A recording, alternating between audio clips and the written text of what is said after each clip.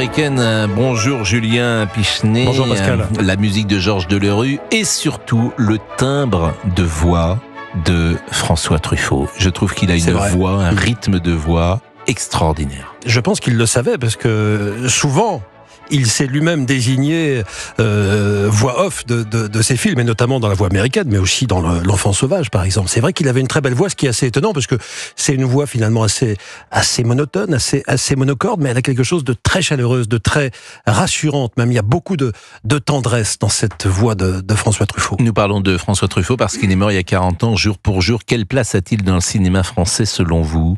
Elle est immense et essentielle. C'est une place qu'il partage avec, pour un point de vue, celui que je vais vous donner avec Godard, Chabrol et les autres de la Nouvelle Vague, c'est que il a été l'un des premiers, je ne dis pas en France, mais au monde, à prendre véritablement le cinéma au sérieux à la fin des années 50, à travers ses critiques, à travers ses dires, à travers sa cinéphilie. Et l'amour du cinéma à cette époque n'était pas si évident, parce qu'il n'était pas évident de dire qu'un film pouvait être l'équivalent d'un grand tableau, d'une grande œuvre de la littérature. Quand on disait ça à l'époque dans les émissions de radio dans les années 50, on provoquait des colibés, des sifflets. Comment ose-t-il dire que un film d'Hitchcock, c'est moyen Hitchcock, disait-on à l'époque, peut être l'équivalent d'un tableau du Titien, par exemple. Et oui, eux, ils osaient le dire, ils l'écrivaient très très bien. Donc, à mon avis, c'est à partir de ce moment-là qu'on a vraiment pris le cinéma au sérieux. Et évidemment, ça a tout changé. Je citais Hitchcock, ça a été le grand défenseur d'Hitchcock à une époque où, en France, on ne considère pas que c'était un cinéaste important, Hitchcock. Aujourd'hui, on a changé d'avis. Et si on veut définir son cinéma ? Un cinéma qui est sans doute empreint de cette des années difficiles qu'il a vécues enfant. C'est un véritable roman, l'enfance de François Truffaut. Je vous invite, si ça vous intéresse, à lire les biographies qui ont été faites sur l'enfance de François Truffaut, et notamment celle écrite par Antoine Debec. C'est Charles Dickens, c'est terrible. Dans le Paris populaire du Sud-Pigalle, avec une maman qui lui a caché que son papa n'était pas son vrai père. Il a été élevé un petit peu par sa grand-mère. C'est l'enfance des 400 coups, d'ailleurs, qu'il raconte dans son premier film. Il dormait dans le couloir, ce que Jean-Pierre Léaud fait aussi dans les 400 coups, dans un tout petit appartement. Il n'était pas très bon à l'école, du coup, parce qu'il avait du mal à s'intéresser à ses cours. Et puis, voilà, il a flirté avec la délinquance assez jeune, François Truffaut. Les scènes de détention, de redressement, etc. C'est aussi le cinéma des sentiments, parce qu'on parle beaucoup d'amour. Beaucoup de sentiments vifs, beaucoup de rapports amoureux quand même. Il n'est question que d'amour dans les films de sentiments, de Truffaut, et de sentiments dans les relations hommes-femmes, mais aussi l'amour du cinéma qui revient régulièrement dans ses films, et dans La Nuit américaine notamment, les amours déçus aussi, parce que sinon ça va rarement très bien dans les films de Truffaut. Vous avez cité La mariée était en noir, un amour perdu qu'on veut venger également. Donc effectivement, ce sont des histoires d'amour. La Chambre verte est aussi un film d'amour très étrange, parce que c'est l'amour d'un être disparu, mais l'amour est effectivement peut-être la pierre angulaire de tous les films de François Truffaut. Et puis, il y a Paris qu'il filme, et c'est presque un documentaire, plus encore que chez Sautet ou que chez Chabrol, c'est un documentaire du monde d'avant, parce que la Nouvelle Vague met ses caméras en dehors des studios. Ça a une révolution quand même technique très importante.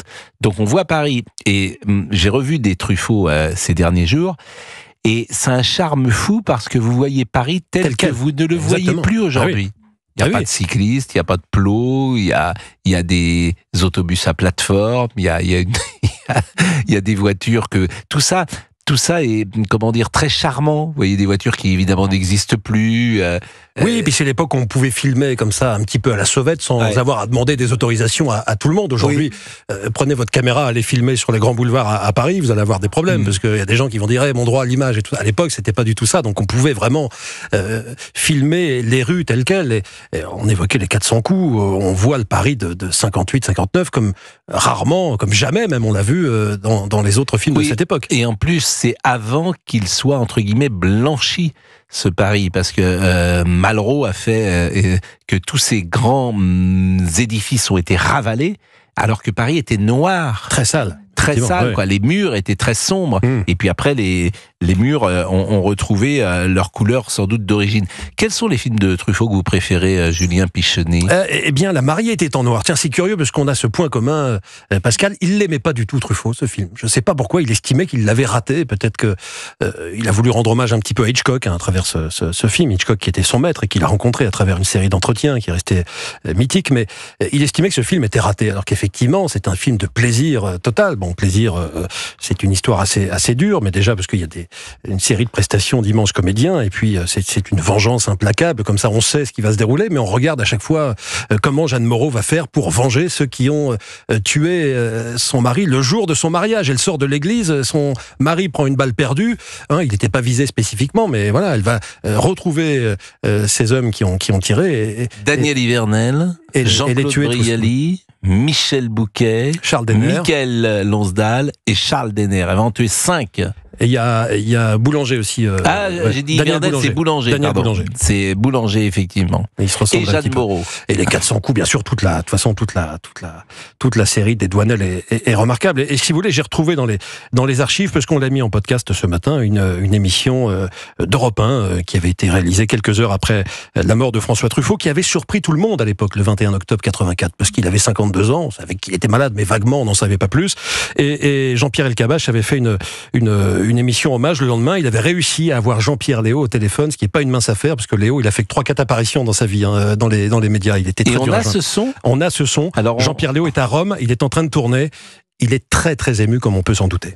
J'ai perdu ce que j'avais de plus précieux au monde, c'est-à-dire un ami. Et pas n'importe quel ami. Un ami qui était le plus grand cinéaste français. En cas de coup dur, il était toujours là. Donc j'ai perdu ce que j'avais de plus précieux au monde. Il avait la puissance que l'on sait dans le cinéma français. C'est toute une partie extrêmement profonde de moi qui meurt et dont je ne me rends pas bien compte encore, puisque je suis sous le coup de la nouvelle.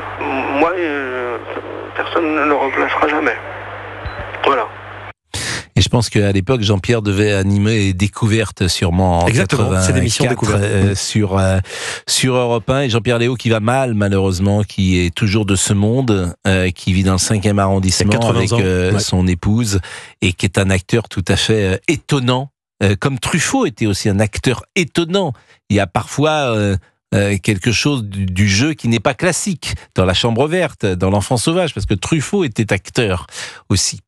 Il est 12h42. On avait dit qu'on ferait un petit point avec les grands-parents. Peut-être vont-ils proposer à leurs enfants un film de Truffaut. Ça serait intéressant. Et on est avec qui? On est avec Luc qui est à Nantes. Luc, alors c'est bien parce que pourquoi on fait un point avec les grands-parents? Restez avec nous, Julien, parce qu'évidemment c'est les vacances scolaires. Et plus encore que dans les autres vacances, je pense que les grands-parents sont mis à contribution. Pourquoi? Parce que il est rare qu'on prenne des vacances en novembre.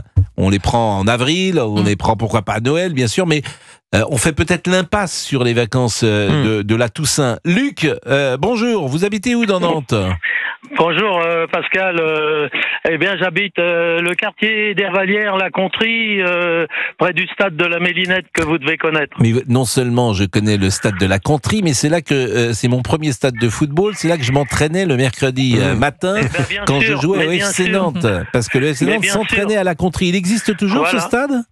Mais bien entendu, et nous avons 60 petits stagiaires là qui sont à table en ce moment, puisqu'on fait un stage sur 4 jours là pour tous ces jeunes garçons que les parents nous laissent là pendant 4 jours. Mais la Mélinette existe toujours? C'est toujours un club de football qui existe? Et la Mélinette est en quelle division? Parce qu'à l'époque, elle était en division d'honneur ou en division régionale honneur. Ouais, en DRH à l'époque. Et là, maintenant, ils sont en R3, Régional 3. C'est difficile. Hein. Bah, j'imagine. Alors là, vous êtes grand-père vous-même? Alors, je suis grand-père, bien entendu. Donc, j'expliquais tout à l'heure que hier, nous sommes allés à Quimperlé chercher nos 2 petits-enfants qui ont 4 ans et 9 ans. Et on les a ramenés à Nantes aussitôt. Parce qu'il faut pas traîner avec eux. Ils sont sages en voiture, surtout avec nous. Avec leurs parents, il faut le bazar, mais pas avec nous. Parce que je leur ai promis de les laisser sur le bord de la route s'ils sont pas sages. Bah, ça, c'est radical. Comment ils s'appellent? Pardon? Comment ils s'appellent?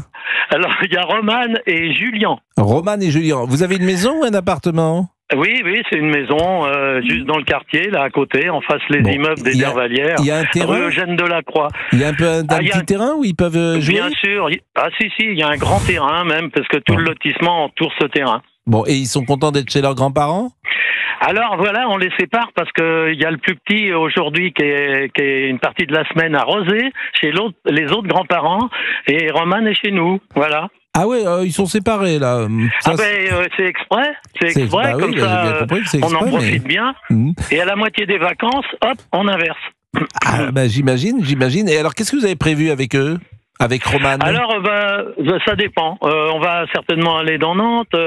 Ma femme va aller faire des courses et puis on va aller visiter Nantes parce qu'il y a plein de choses à voir. C'est Romane que vous avez, c'est le plus grand ou le plus petit? Oui. C'est la plus grande, oui, elle a 9 ans. La plus grande, Romane. Bon.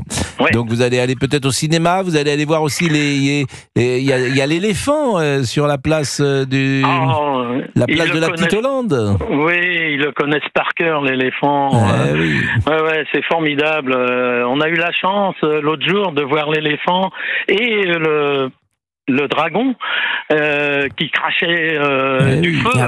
Il y a un dragon à Nantes. Non. Oui, bien sûr. Un vrai dragon. Alors moi j'y étais ce week-end, prenez quand même le temps parce que le plan de circulation à Nantes c'est quelque chose. Non, c'est infernal. Je veux pas être désagréable, mais j'ai l'impression que Madame Hidalgo à côté c'est plus facile. Donc c'est vous dire.